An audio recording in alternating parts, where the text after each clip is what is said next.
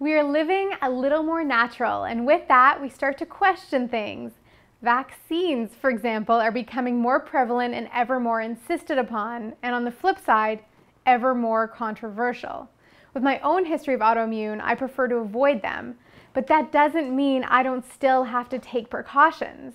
And even if you do get a vaccine, that's still not a guarantee you won't get sick. Today, with my guest, Josh Catalis, we are sharing the top 5 remedies to keep the flu out of your home.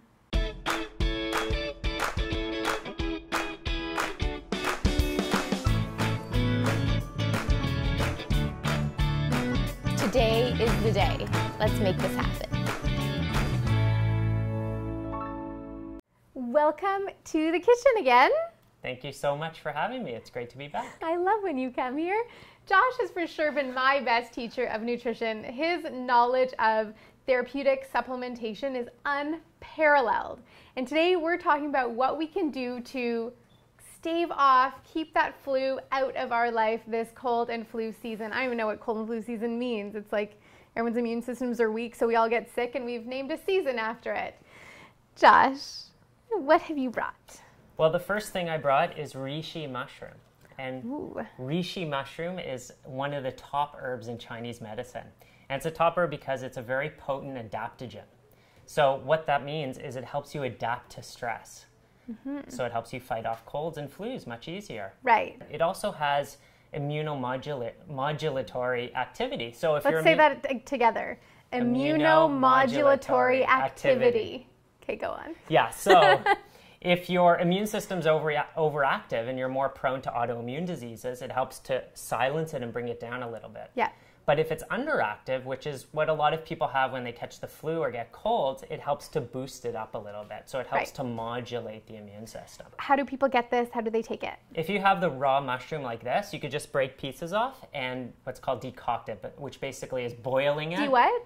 Decoct it, which means boiling it for at least 20 minutes, but you could do it up to 2 hours. Yeah. What most people will probably want to get their hands on are capsules or a tincture. So number 1 was Reishi. What's next? The second one is probiotics. Ooh, everyone loves a good probiotic. You are actually more bacteria than human. Did you know that? Well, I did because you tell me that all the time. Yes, we're outnumbered 10 to 1. There's 100 trillion bacteria on us and in us. Yes.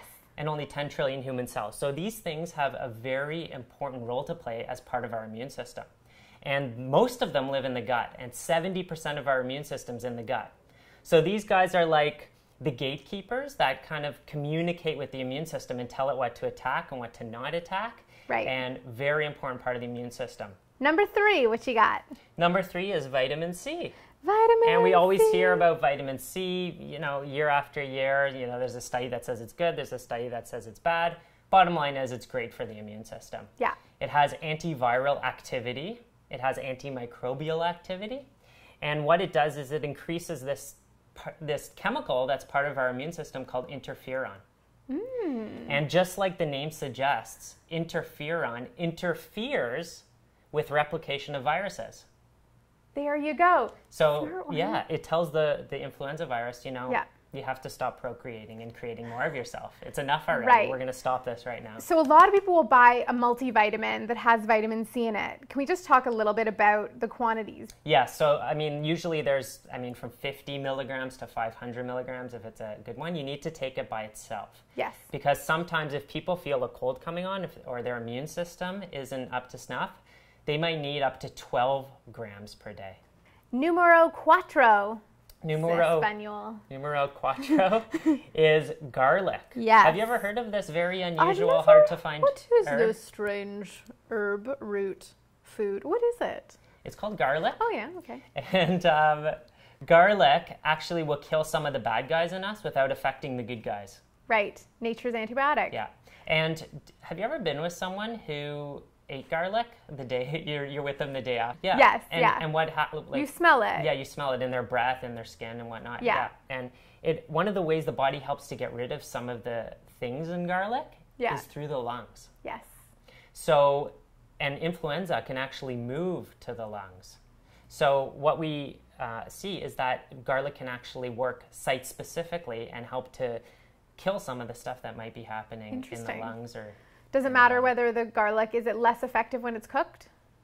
Yes. The longer you cook it, the less effective it is. The most effective is when you chop it up really fine and let it sit for about 10 minutes. And the last one, number 5. Ginseng. Your favorite. Ginseng. Ginseng. This is ginseng right here. Everyone's heard of ginseng. Yes. And it's one of the best adaptogens that we know of. So we've all heard of cold FX. Yes. Right? That's like a top seller. Marketing's great with that. So, a lot of people taking it. They use ginseng in there. Yeah. It's one of the primary ingredients. Which you can get at any health food store. Yes. And you can even, find it out here sometimes, if you look really hard. Yeah, and again, with the tincture, it's great because, like most of these things, I can just add them to my shakes. Yeah. So in the Journal of the American Geriatric Society in 2004, they published a study on ginseng showing that it was effective against preventing influenza. And if people got influenza, they recovered a lot quicker and didn't experience as many symptoms. And what we want to be able to do is fight these things quickly, because sometimes we're exposed to them, but fighting them and getting them out of the body as quick as possible without experiencing symptoms is the goal.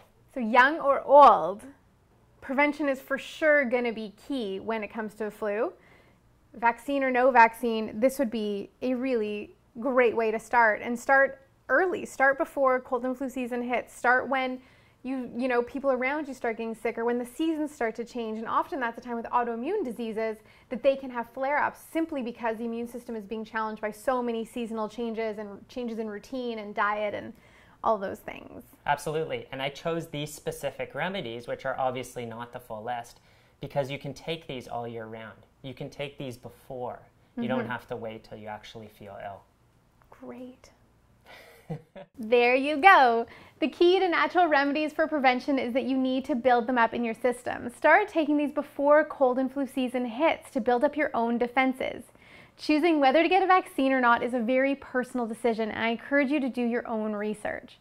Prevention is always the best strategy, and these 5 remedies, along with much of the undiet lifestyle recommendations, are a great place to start. For more from Josh or to book your consult, visit joshgatalis.com. Have you tried any of these remedies, or do you have your own list that you'd like to share? Your wisdom needs to be put down below in the comments section so we can all keep learning from each other. Connect with me on Twitter at Meghan Telpner and join the conversation at meghantelpner.com. Vibrant health starts with one little choice, and every choice counts. Today is the day to make that happen. Thanks for joining and have a great day. Bye!